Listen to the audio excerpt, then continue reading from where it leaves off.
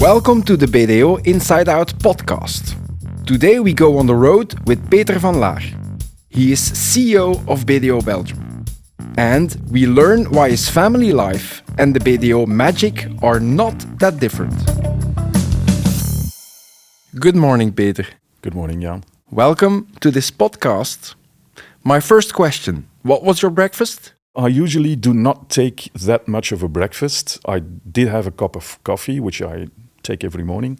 And then I read through the newspapers. I start doing the mail, get into the car and get to one of the offices. Mm-hmm. Yeah. You are our CEO. And I have to admit, Peter, I sometimes wonder, what is the job of a CEO like? For me, it's kind of very vague. So it's a great opportunity to have you with us. Explain to us, what does that entail being the CEO of BDO Belgium? You might think of it as trying to do as little as possible so that the total machinery of the company works as prescribed as it should be. I tend to think that if I do my job right, then I don't have to do anything at all. Mm-hmm. So it's actually thinking about how can we all together serve our clients, create new value propositions for the future, be innovative, be a good company to work for, be kind to one another, to uphold professional standards, and so on, without me saying anything at all or doing anything at all. Now, in reality, there's a little bit of a difference between that ideal world and the world that we're living. So we continuously have to thrive, and that's probably the job of a CEO, to actually achieve that ideal position.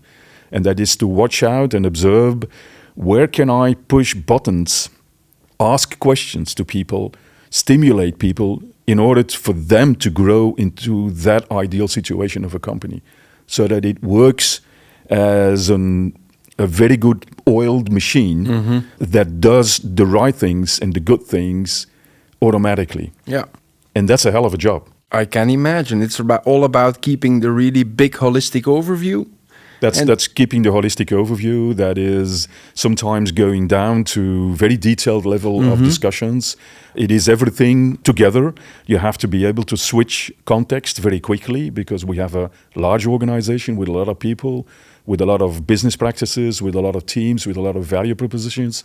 So you have to be able to switch from context during the day, and a lot of times during meetings or in between calls or in calls, and so on, and keeping the big picture in mind, but at the same time being able to go down and drill down into the details that you actually need to have to understand what the difficulties are, but also the opportunities are at the team level, at a client level, with the regulators, and so on.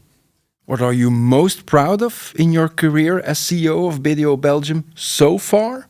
You know, most proud of is that we have grown the company even tremendously over the last so many years. That was also work from my predecessors, of course, so I could build upon the things that were already there. But in the meantime, the company has grown tremendously, has grown very profitable, which is good, because a bottom line is needed to stay in control of our own future. And at the same time, and that's very important, to see, maybe between brackets, but it's literally so, to see happy people in our company. People that really thrive being with us for a number of years. Sometimes they leave after so many years and they want to do something else in their lives, and that's okay. But you can actually, you have seen them grow from point A to point B, and they are grateful for that. They have given a lot of themselves into growing our company, and they seem to be happy. Maybe not all the time, because every day is different. And you can have bad days and you can have good days, but in general, people seem to be happy to be working for us and to work for the common goal that is growing our company into the future together with our clients in a way that I would call, it's human-oriented, but it's a warm company culture. It's based on compassionate leadership, and I think that's also sets us apart from a number of our competitors. And if you bring that all together and you see people happy, and at the same time we are growing the company not only in size but also professionally, I think that is a great achievement. Definitely. You mentioned people focus, human focus. It's an essential core element of our DNA. That's right. But there's more. There's more in terms of you cannot be a company that is nice to work for, but not at the same time have a very high professional standards. Yeah. So you need to find a balance between these two. And that's an interesting sort of challenge for all of us, for the leadership of this company, but also for everybody within this company. And that's what I call compassionate leadership. Yeah. You need to be able to bring a hard message in a human fashion, with respect to the other person. Yeah. And sometimes you have to say to one another, this is not good enough. And that is hard every day. It takes time, by the way. I've seen a lot of examples in other companies where people want to take very rapid decisions, like this is not going right. Okay, let's quit or let's fire a number of people and get another bunch of people in. We do not believe in that kind of way of doing business with one another. We try with patience, with support, with training. But if it doesn't work, you need to come to a conclusion. And that's also our professional duty. Yeah. At the other time, if it works, it's great then to see that we can have a warm, human-oriented culture and at the same time work at a very high professional level. Definitely. The culture is there. Yeah. I admit I live it every day. But of course, culture is often very difficult to grasp. And my question would be, how do we build this culture? How do we create this at BDO? And how do we keep it alive? Yeah, that's a little bit the mystery of the culture of a company. It is. I sometimes refer to it as the painting on the wall and the color of the wallpaper and the furniture and the things you can see but you cannot really describe. It's the smell of the company. It's the people that you meet, the way they talk to you, the accessibility of the people. It's a number of things. It's the way they handle difficult situations. Yeah. It is very intangible. So it all is a little bit into the heritage that we have. Yeah. It's the examples that we see day in, day out of the leadership, but also every other single employee, colleague in this company that knows how things are done in our company without actually very explicitly having a rule base or a sort of a law book that describes all that situations and how to handle these situations. It is very intangible, but at the same time, I think everybody understands and knows what he or she should do in certain situations to uphold these values and to work according to these beliefs. And that's the mystique or the magic of the DNA of a company. It is very hard to get there. It's a continuous effort, at least of the leadership team, to set an example and to radiate this through the company. And it can also go wrong if we take the wrong turn. Yeah. And if we decide, on a Blue Monday to say, well, we're going to be a little bit more rough now, or we have to speed up things. And then we'll start making mistakes, which would be very unfortunate because the DNA of our company is it's probably worth the most of what we have. Definitely. And that's everything that ties us together in this company, and that's worthwhile fighting for. Definitely. And also addressing one another if you see that people do not work according to these beliefs. Maybe they have a bad day, It's just talk to one another and try to see whether we can circumvent these type of issues before they actually spread out into the organization. That's why I keep on telling people, do not talk about somebody else, talk with somebody else. Talk with a person. Person to person, and say, you probably have a bad day, but what you did there 5 minutes ago, it didn't feel that right. Yeah. And so if you can explicitly, with respect, address that to one another, I think that you're quite a long way already in propagating, in believing that these values are really worthwhile. Definitely. Yeah. Could you maybe, Peter, give us an example where you noticed, this is really our culture coming to life in a very specific day-to-day situation? I don't think you notice anymore, but at the same time, I hope that you notice that if you enter a BDO office, there is somebody there with a smile. Definitely. There's somebody there behind the desk that is actually welcoming you into our office, into the world of BDO, welcoming you with a smile, making you feel at home, comfortable. Another example is the dining out sessions, for instance, that we do for our students at the various universities in various university cities. And I try to join a couple of them every time we have the dining outs.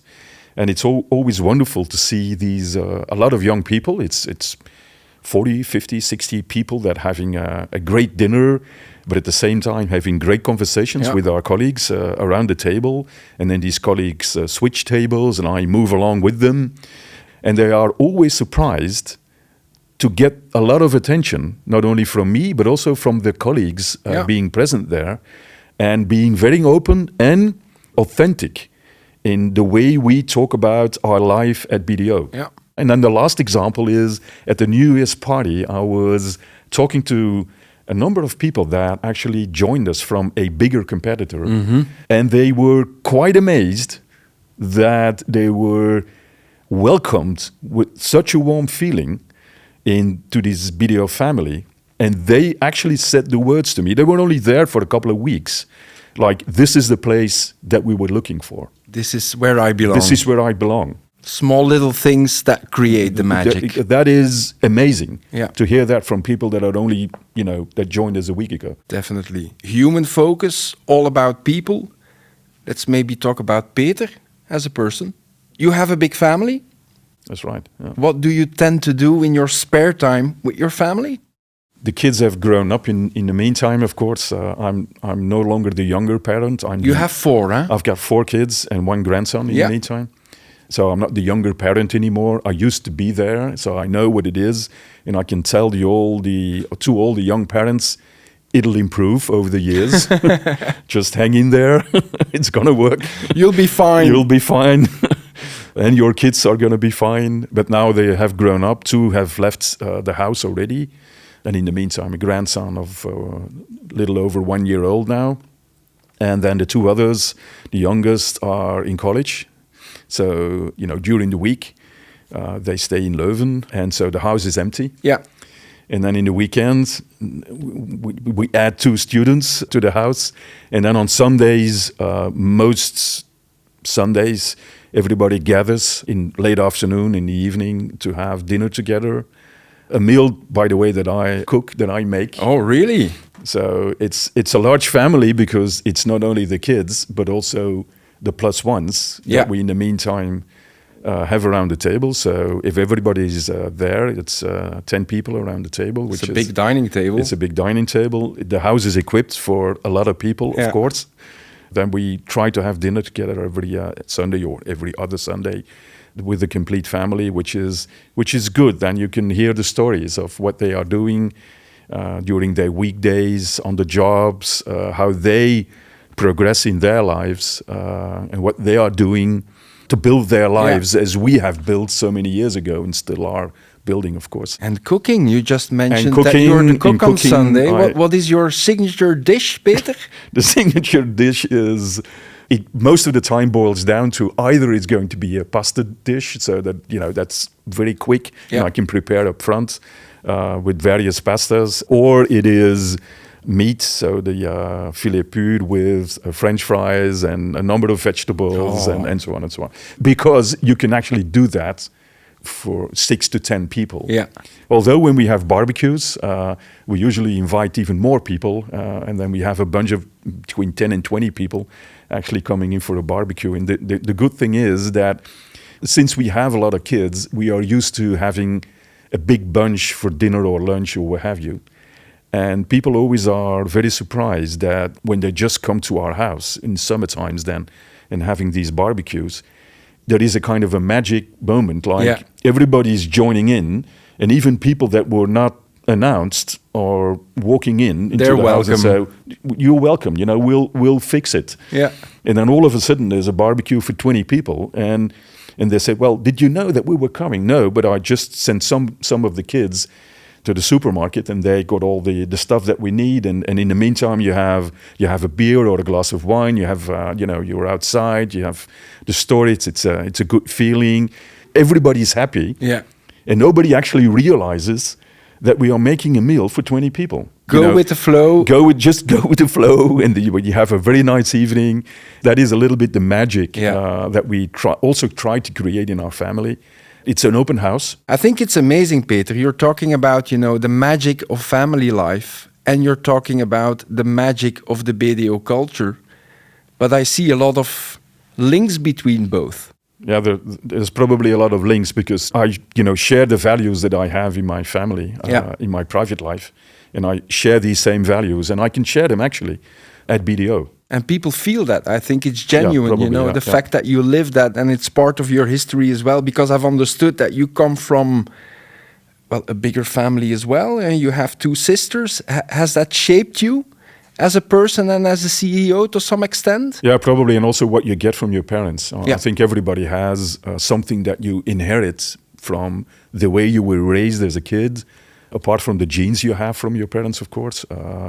But the way you were raised as a kid, and then together with my 2 sisters, I always tell people, but it's a joke, it's you're 3 in the house, and you have my 2 very bright sisters, and then you have me. And the reason why I tell this, both of them are academics, and they work at university. One sister is a PhD and works as a professor in the Antwerp University, and the other one actually lives in the States at the Medical University of South Carolina in Charleston. So we've got 2 bright sisters, and then you have me. You don't need to be humble, Peter. I think you can be proud as well. I did not choose an academic career. I did something else in my life, and but that's just a joke because when we were actually all 3 in college, and in the exam period, I was really struggling to get through my exams. And I remember one of my sisters at 7:00 at night. She was just in front of the television, and even my parents did not tell her anything like, shouldn't you be in your room studying for your exams? And I came down into the living room to grab a cup of coffee or whatever, and I was a little bit confused, like, what are you doing downstairs? How do you do that? Well, I finished. So I wasn't allowed to actually sit in front of the television because my parents knew that there was probably still a lot of work to be done in order to get through the exam with an 11 or 12 or a 13, while she was going to the exam, coming back every single time, 18 or 19. So it was a little bit of a frustration. And now I turned it into a joke. A last little question for you, but an important question. I think it's a crucial one. How do you see the future of BDO? Well, I see a very prosperous future, actually. I think we have a great strategy of being very close to our clients, which we call the proximity strategy, serving our domestic clients, family-owned businesses, small and medium-sized enterprises with growth potential. I meet a lot of clients, and they all have an eagerness to grow their company because it's company owners. They want to grow their company for themselves and also for their kids, the next generation, and so on. It's wonderful to hear their stories as well. We can be very close to them. We've got 12 offices around Belgium, so we're quite dense compared to some of our colleagues, and we can work with them out of a proximity viewpoint, close to our clients. And that is literally close to our clients, but also in a figurative way of speech that we want to be close with our clients. Emotionally, the warm relation should also be with our clients. And at the same time, we have in between 20 or 30%, depending on how you would count it, we have larger international corporations as clients and large public organizations as clients, which is a different relationship where we need a lot of expertise that we can actually grow and maturing because these international companies need a lot of very specific expertise as well that you sometimes find with these smaller companies, but not all the time. And then we can have both. Which is very interesting because a couple of these local clients can grow into international companies. And then we've got everything available for them to actually make them grow together with us. And I think that's because of the broad portfolio that we have in services. If you look at the advisory, but tax and legal, accounting and audit, we've got everything in-house to actually help these companies grow into their either local or international future. And that, with the DNA we already talked about, sets us apart from a lot of the competition, from the big competitors, but also from the local domestic competitors. By the way, lovely companies, all of them, but the mixture that we bring is unique to the clients and to the people that we serve. And also, of course, using the BDO network available in plus 160 countries, that actually works. We've got, member firms that we can rely on for these international journeys of our clients. And of course, vice versa, because we get a lot of business coming in from the network. And having that all together is going to deliver us a prosperous future. If you combine that with our innovative way of doing things, or at least we try to be innovative, it's up the hill, but we are making a lot of progress into embracing these new technologies, amongst them AI, in our day-to-day lives. It's going to take a while, but I think we are making the right steps into the right direction now. And this is a sort of a guarantee that this company is going to be around for many, many, many years and is going to grow on our own beliefs, with our own strengths, into the future that we have chosen for. Definitely. And all of that infused with the magic of family. With the magic of family. That's right. That's why we call it also the BDO family. Thank you, Peter. Thank you for making it count for us. And I wish you a very lovely day. Thanks, Jan. Thank you for listening to BDO Inside Out. Do you want more information about working at BDO? Be sure to check our website. Would you like to get to know other colleagues even better? Then definitely listen to the next episodes.